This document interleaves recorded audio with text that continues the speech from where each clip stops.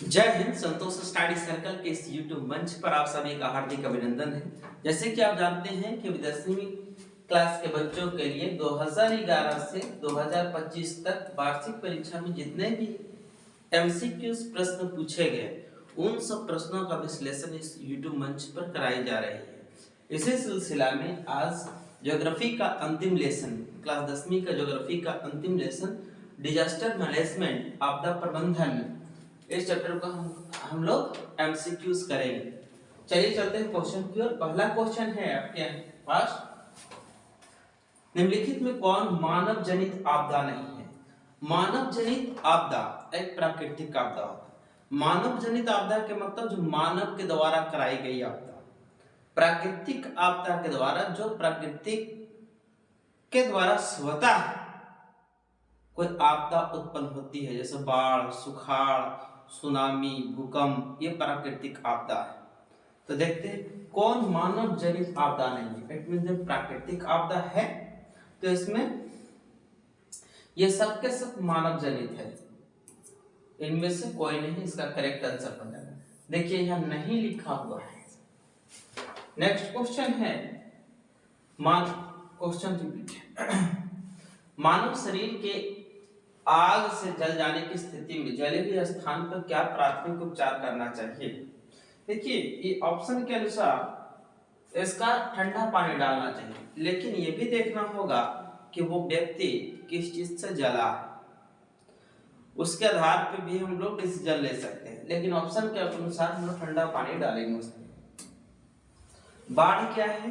तो बाढ़ जैसे क्या जानते हैं प्राकृतिक क्या है, आपदा है। बाढ़ क्या है? प्राकृतिक आपदा है। भारत में अत्यंत विनाशकारी भूकंप कब आया था? भारत में 1934 में अत्यंत विनाशकारी भूकंप आया था। कहां? बिहार और नेपाल के बॉर्डर एरिया में। इसे बिहार नेपाल भूकंप भी कह सकते हैं। उसके बाद 2005 में इसे क्या कहेंगे? बिहार नेपाल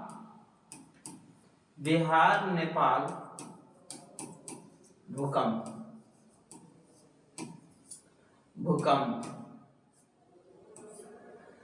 और 2005 में जम्मू कश्मीर में एक भूकंप आई थी। निम्नलिखित में कौन मानव जनित आपदा नहीं है? मतलब प्राकृतिक आपदा की बात कर रहा है, ये सुनामी होगा। करेक्ट आंसर क्या हो जाएगा? सुनामी। नेक्स्ट क्वेश्चन है, सुखाड़ क्या है? तो सुखाड़ भी एक प्राकृतिक आपदा है। ये वर्षा न होने की स्थिति में होता है। अगर बात करें बिहार का, अगर मान लिया जाए कि ये बिहार है, बिहार के बीचों बीच से गंगा नदी बहती है, तो बिहार के उत्तर और ये है दक्षिण।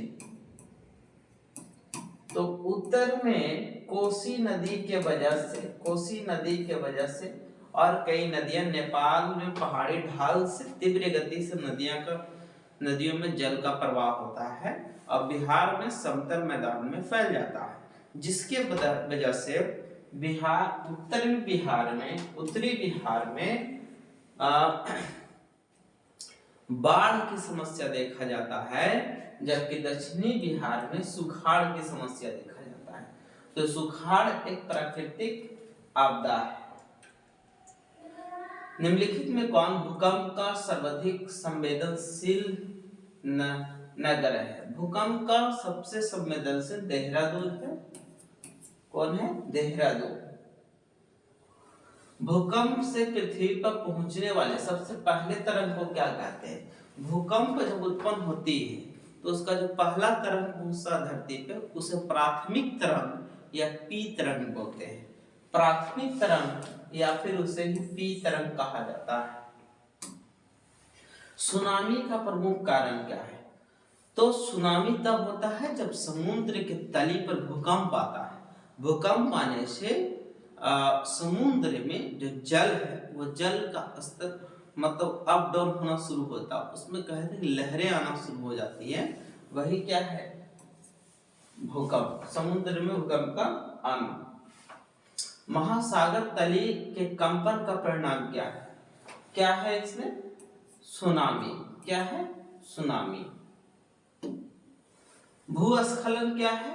भूस्खलन मतलब मिट्टी का कटना। भूस्खलन मतलब मिट्टी का कटना। और यह एक प्राकृतिक आपदा है। कैसा आपदा है? प्राकृतिक आपदा है। निम्नलिखित में कौन संचार सेवा का अंग है? संचार सेवा मतलब एक दूसरे से बात करने का संसाधन, अपने विचारों को दूसरे तक पहुंचाने का साधन। तो समाचार पत्र पहला हो गया, टेलीफोन हो गया, टेलीविजन हो गया। इनमें से सभी, ये सब के सब करेक्ट आंसर दिए गए। निम्नलिखित में कौन प्राकृतिक आपदा है? आग लगना, बम विस्फोट होना, भूकंप। तो आप लोग बताइए क्या होगा? भूकंप एक प्राकृतिक आपदा है। निम्नलिखित में कौन मानव जनित आपदा है? मानव जनित आपदा ये सांप्रदायिक दंगे, आतंकवाद, महामारी, इनमें से सभी, ये सब के सब मानव जनित आपदा है। मानव जनित आपदा क्या है?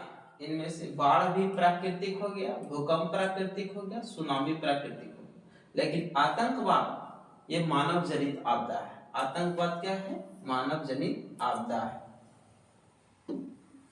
बाढ़ से सबसे अधिक हानि होती है, सबसे अधिक।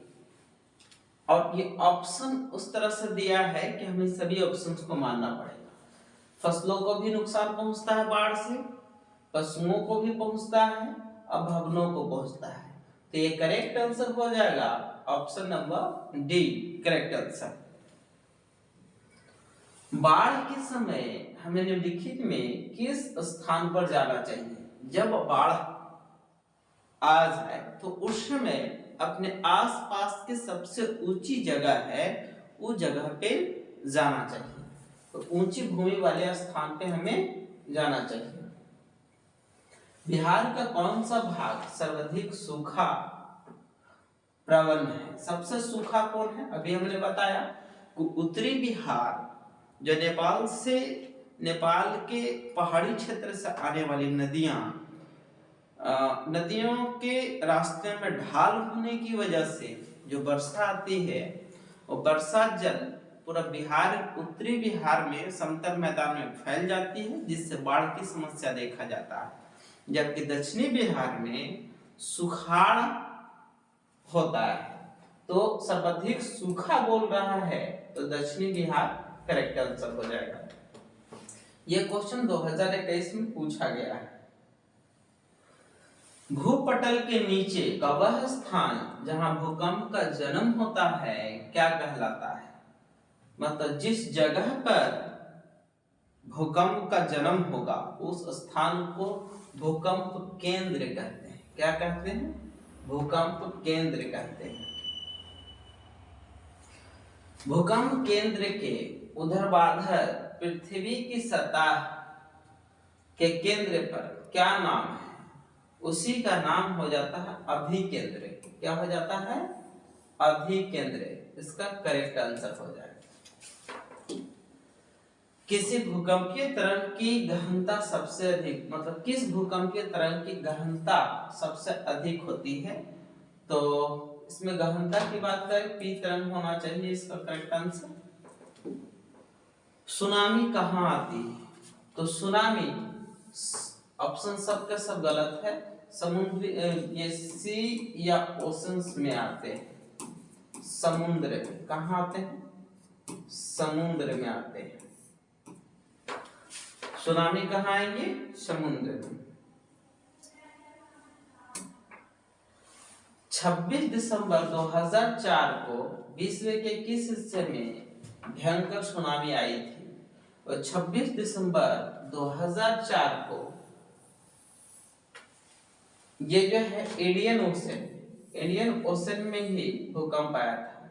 ये भारत का चित्र ये इस तरह से है, तो यहाँ से इस तरफ ये पूरा इंडियन ओशन फैला हुआ है नीचे। तो इसी इंडियन ओशन में 26 दिसंबर 2004 को एक भयानक सुनामी आया था।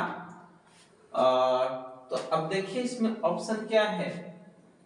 इसी में ही इंडियन ओशन इंडियन ओशन में ही, हिंद महासागर में ही यहाँ पर बंगाल की खाड़ी पड़ता है।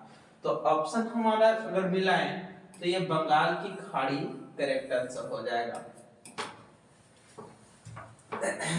ये खास करके यहीं पे अगर इधर जाएंगे तो यहाँ पे इंडोनेशिया है। तो इंडोनेशिया और भारत में ये सुनामी काफी तबाही मचाई थी। इंफ्रारेड कैमरे का प्रयोग निम्न में से किस आपदा में किया जाता है? इंफ्रारेड का उपयोग हम बाढ़ में करते हैं। किसमें करते हैं? बाढ़ में करते हैं। मकान में आग लगने पर निम्नलिखित में कौन सा कार्य आवश्यक है? तो आग लग जाए तो अग्निशमक को बुलाइए, फायर एक्सटिंग्विशर को बुलाइए और बोलिए भैया आके आग बुझाओ। आपदा प्रबंधन का प्रमुख घटक क्या है? आपदा प्रबंधन के लिए विशेष तो टीम होती ही है, लेकिन हम अपने गांव में भी एक गांव की युवाएं भी बहुत एक्टिव हो जाते हैं उस समय और उस आपदा से निपटने के लिए तैयार रहते हैं। तो स्थानीय प्रशासन है, स्वयंसेवी संगठन है और गांव तथा मोहल्ले के लोग हैं। तो इनमें से सभी लोग आपदा की स्थिति में ये सतर्क हो जाते हैं और एक्टिव हो जाते हैं। सामान्य संचार व्यवस्था में के बाधित होने का मुख्य कारण क्या है? संचार टावरों की दूरी, टावर की ऊंचाई में कमी या केबल का टूटना। तो ये करेक्ट आंसर हो जाएगा केबल का टूटना। केबल लिख दिया, केबल का टूटना। सुदूर संवेदी उपग्रह, जिसे इंग्लिश में रिमोट सेंसिंग उपग्रह के नाम से जाना जाता है, इसका प्रयोग किस में होता है? तो ये रिमोट सेंसिंग उपग्रह जो सुदूर संवेदी उपग्रह है, इसका उपयोग संसाधनों की खोज के लिए करते हैं। किसके लिए करते हैं? संसाधनों की खोज के लिए करते हैं। हालांकि अगर इनमें से सही होता तो मौसम विज्ञान में भी इसका कुछ योगदान होता है। सर्वाधिक भूस्खलन कहाँ होता है? उत्तराखंड में। उत्तराखंड पहाड़ी इलाका है, जिसके वजह से यहाँ पे भूस्खलन, मिट्टी का कटाव अधिक देखने को मिलता है। संसाधनों की खोज एवं प्रबंधन के लिए किस उपग्रह का उपयोग करते हैं? तभी हमने पढ़ा सुदूर संवेदी उपग्रह। सुदूर संवेदी उपग्रह ये करेक्ट आंसर हो जाएगा।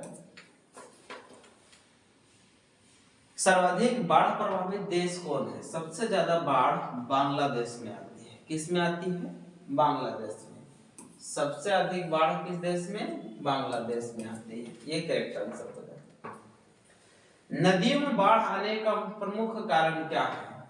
तो नदी में बाढ़ कब आएगा? जब नदी का जल स्तर में वृद्धि होगा, मतलब नदियों में जल की मात्रा जब बढ़ जाएगी तो बाढ़ की स्थिति उत्पन्न हो जाएगा। तो जल की अधिकता, जल की अधिकता ये करेक्ट आंसर होगा। देखिए अगर इसमें ऑप्शन देखा जाए तो तीनों हो जाएगा। जल का अधिकता हो जाएगा और नदी के तली में अवसाद जमा और वर्षा की अधिकता, इनमें से सभी ये करेक्ट आंसर डी हो जाएगा। ये तीनों कारक हैं जो नदियों में बाढ़ का प्रमुख कारण बनते हैं। किस देश को बाढ़ का देश कहा जाता है? अभी हमने पढ़ा बांग्लादेश को, जो 1971 में पाकिस्तान से स्वतंत्र हुआ था इंदिरा गांधी के समय, वो बाढ़ से सबसे अधिक या बाढ़ का देश इसे कहा जाता है। बाढ़ से सबसे अधिक पीड़ित। सूखे के लिए जिम्मेदार कौन है? तो सूखा तभी आता है जब कहीं न कहीं वर्षा की कमी होती है। वर्षा की कमी के कारण ही सूखा होता है। तो वर्षा की कमी ये करेक्ट आंसर हो जाएगा। संचार का सबसे लोकप्रिय साधन क्या है? तो अब फिलहाल हो गया मोबाइल, पहले था टेलीविजन, अब संचार का मुख्य साधन हो गया मोबाइल, जो हर व्यक्ति के हाथ में है। ये फोन इसमें से correct, mobile phone correct answer हो जाएगा। भूकंप संभावित क्षेत्रों में भवनों की आकृति कैसी होनी चाहिए? तो जहां भूकंप आने की संभावना है वहां पे भवन आयताकार आयताकार या वर्गाकार बनाई जाती है। आयताकार या वर्गाकार बनाई जाती है। तो देखिए ऑप्शन क्या है, आयताकार, ये करेक्ट आंसर हो जाएगा। ये क्वेश्चन 2018 और 2022 दोनों साल में पूछा है। सुनामी प्रभावित क्षेत्रों में मकान का निर्माण कहाँ करना चाहिए? जहां पे सुनामी मतलब समुद्र में फवारे या टाइड्स उठते हैं, उस स्थान पे मकान का निर्माण कहाँ करना चाहिए? समुद्र के निकट होगा तो घरे तबाह हो जाएगा। समुद्र तट से दूर, ये भी हो सकता है। समुद्र तट से दूर ऊंचाई पर, ये करेक्ट आंसर होगा। समुद्र तल से दूर भी होना चाहिए और समुद्र का जो लेवल है उससे काफी ऊंचा स्थान पे भवन का निर्माण करने चाहिए। कच्छ प्रदेश किस जोन में आता है? तो कच्छ जोन 5 में आता है। कच्छ भूकंपीय जो गुजरात में है, कच्छ प्रदेश ये कहाँ है? गुजरात में। कहाँ है? गुजरात में है। और ये जो है ये जोन 5 में आता है। किस में आता है? जोन 5 में। भूकंप की सर्वाधिक विनाशकारी तरंग कौन है? सबसे विनाशकारी तरंग होता है एस तरंग। कौन होता है? एस तरंग होता है। कौन तरंग होता है? एस तरंग। ये correct answer option number B हो जाएगा। नेक्स्ट क्वेश्चन आपके सामने है। वर्ष 1934 में बिहार ने किस प्राकृतिक आपदा का सामना किया?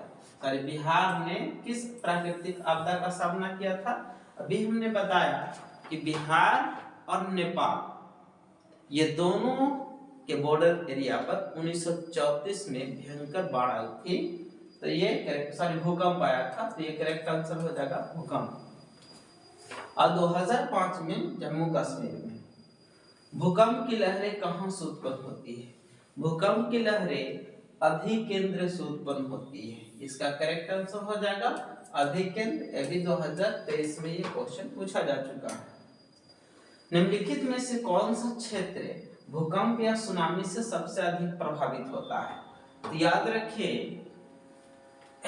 ये हो जाएगा महासागरीय गर्त। महासागरीय गर्त ये जो है यहाँ पे भूकंप या सुनामी अधिक प्रभाव डालते हैं। निम्न में से कौन सी प्राकृतिक आपदा नहीं है? ये प्राकृतिक आपदा कौन नहीं है? मतलब मानव जनित आपदा के बारे में पूछ रहा है। मानव जनित इसमें कौन है? ये तीनों के तीनों प्राकृतिक है और ये आतंकवाद मानव जनित है। देखिए कितना क्वेश्चन इंपॉर्टेंट है। 2013, 2017, 19 और 23 में 4 वर्ष मैट्रिक की परीक्षा में यह क्वेश्चन पूछी जा चुकी है। निम्नलिखित में से कौन प्राकृतिक आपदा नहीं है?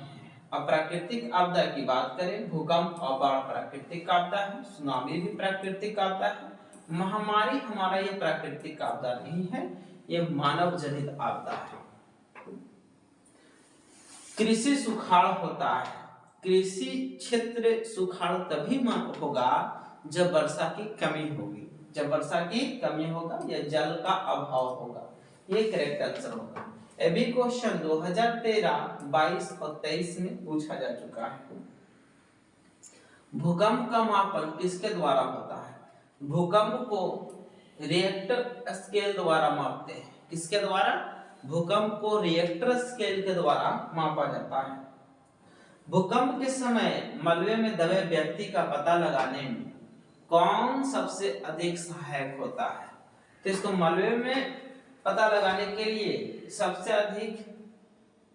अधिक इंफ्रारेड कैमरा होता है, लेकिन चूंकि इसमें इनमें से सभी है तो बायो राडार और प्रशिक्षित कुत्ता ये सब हो जाएगा। तो correct answer option number D 2021 और 23 में पूछा गया क्वेश्चन है। रिएक्टर पैमाने की प्रत्येक इकाई के बाद भूकंप की गहनता में कितनी वृद्धि होती है? तो लगभग 10 गुना। कितना गुना होता है? लगभग 10 गुना। निम्नलिखित में कौन प्राथमिक उपचार का उपकरण है? प्राथमिक उपचार क्या है? बैंडेज और टेप। बैंडेज और टेप।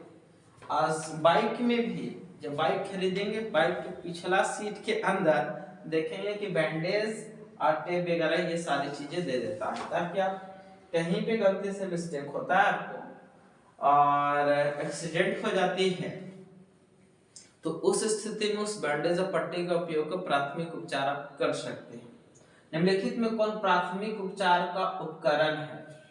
सॉरी, हो गया क्वेश्चन। नेक्स्ट क्वेश्चन है, आसवान बांध किस नदी पर है? आसवान बांध ये मिस्र में नील नदी पर है। आसवान बांध मिस्र ये इजिप्ट में नील नदी पर है।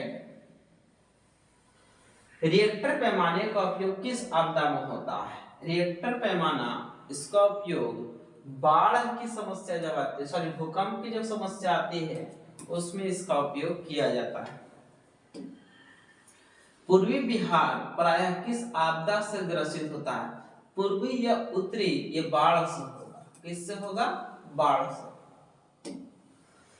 बिहार की किस नदी को बिहार का शोक कहा जाता है? नेपाल से आने वाली नदी है कोसी नदी, और इसी कोसी नदी को बिहार का शोक कहा जाता है। ये क्वेश्चन देखिए 2016, 19, 20, 21, 22, 23, 24 लगातार ये क्वेश्चन पूछा गया है। बिहार में विनाशकारी भूकंप कब आया था? तो बार बार क्वेश्चन रिपीट हो रहा। 1934 में बिहार और नेपाल के बॉर्डर पर ये विनाशकारी भूकंप आई थी। पश्चिम बंगाल की शोक नदी किसे कहते हैं? पश्चिम बंगाल का शोक नदी किसे कहते हैं? दामोदर नदी को। किस नदी को? ये दामोदर नदी को पश्चिम बंगाल का शोक नदी कहा जाता है। यह क्वेश्चन 2025 और 24 में पूछा जा चुका है। बिहार का कौन सा बाढ़ग्रस्त क्षेत्र है? तो ये उत्तरी बिहार बाढ़ से ज्यादा प्रभावित है। उत्तरी बिहार बाढ़ से ज्यादा प्रभावित है। महामारी की तली, महासागर की तली में होने वाला कंपन को किस नाम से जाने जाते हैं? ये किस नाम से जानते हैं? भूकंप के नाम से। और जब ये भूकंप से कंपन से उड़ती है लहर, और इसी लहर से बनता है सुनामी। भूकंप की तली पर क्या होगा? ये महासागर की तली पर क्या आता है? भूकंप। और इसी भूकंप के कारण उठते हैं लहर, और इसी लहर से उत्पन्न होता है सुनामी। सन 2001 में बिहार के किस राज्य में भयंकर भूकंप आया था? 2001 की बात कर रहा है। ये भुज में आया था। कहाँ? गुजरात के भुज में। गुजरात के भुज में 2001 में काफी भयंकर भूकंप आई थी। तो ये हो जाएगा गुजरात का भुज क्षेत्र। 26 जनवरी 2001 को ये भुज है। कहाँ है? गुजरात में। यहीं पे काफी भयानक भूकंप आया था। क्या आया था? भूकंप आया था। भुज किस राज्य में है? तभी हमने पढ़ा भुज जो है बिहार भारत का गुजरात राज्य में। कहाँ है? गुजरात में। ज्वालामुखी उद्गार में कौन सा पदार्थ निकलता है? तो लावा भी निकलता है, जल वाष्प निकलता है, गैस निकलता है, इनमें से सभी। ये करेक्ट आंसर हो जाएगा इनमें सभी। किस आपदा का संबंध पृथ्वी की आंतरिक संरचना से है? आंतरिक संरचना ये हो जाएगा सुनामी।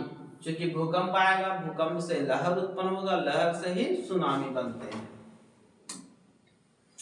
तो thank you for watching this video. ये चैप्टर डिजास्टर मैनेजमेंट ज्योग्राफी 10वीं क्लास का यहाँ पे पूरा चैप्टर खत्म होता है। यदि आपने इस चैप्टर को नहीं देखा है तो जाइए और इस चैप्टर को देखिए। पूरा विश्लेषण इस चैप्टर का किया गया है। Thank you.